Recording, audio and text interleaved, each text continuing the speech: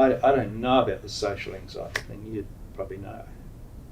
I mean, obviously, I hope you do, because he's struggling. Yeah. So he, it was hard for him to actually really let me know. Yeah. Because that was the problem. The more closer we got, the harder it was for him.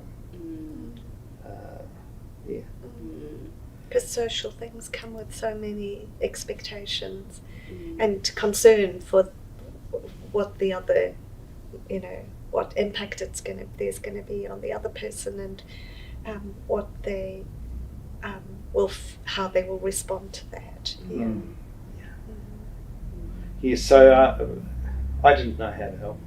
Yeah. It's pretty disastrous when you're a parent. And you don't know what to do, and you can't find a channel or some place to help him or help him on his way. It sounds like you've quite naturally kind of come to a pretty helpful place, really, when I was thinking about what are the kind of main things that I hope parents can kind of learn or reflect on or do for their children. It is really kind of being that calm, supportive person that walks alongside them in this journey, and being able to just acknowledge their experience and be there with them.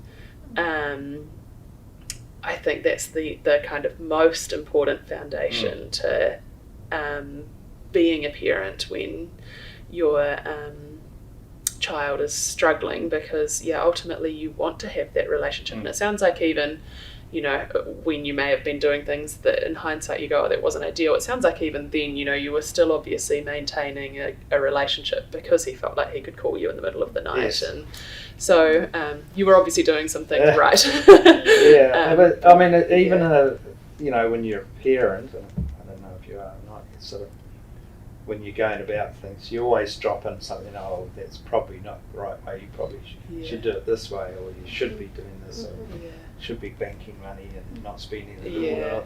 It's very hard to just be there and not push anything on them or suggest. I suppose it was quite nice when I realised that, I think, and we just sat there and he would say something and I wouldn't say anything. I had to, it's so hard not to say something and not to try and give an answer or give a direction, but I think I got better at it and just listened. And if we do naturally want to do that, actually noticing if it's helpful or not, and coming back from that, and stepping back is okay. That we sometimes don't always do it right, but that's okay too. And that's really a really important modelling for our kids too, that they can come back from things. Yes. And we talked quite a bit with Gray actually about compassion and like being kind to yourself, and I think that's another huge part for parents as well, is like you've touched on, it's such a big thing to be going through, that's scary and awful to be seeing your child distressed, but also holding that immense worry about what this might mean and what risk they might be at and those kinds of things. And I think it's really important to be able to acknowledge the emotions that you hold in that situation as well.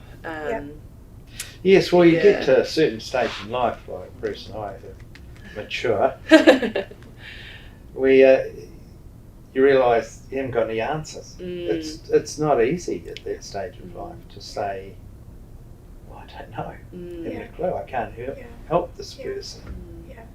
It is,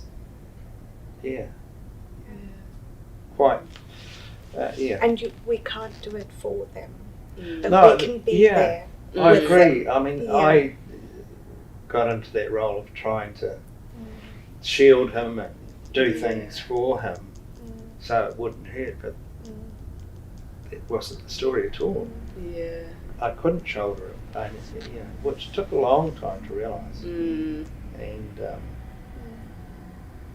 but as you can probably see, thinks about it deeply and works it out. So that was a lot easier when I realised that I didn't have to shoulder all that thing. That I had to let him go through it. Yeah. And he seems to have worked his way through it. Yeah. And then, in some ways, a bit of an anchor too, to kind of come, a foundation that he can come back to when he needs to. Yes. Yeah. Yes.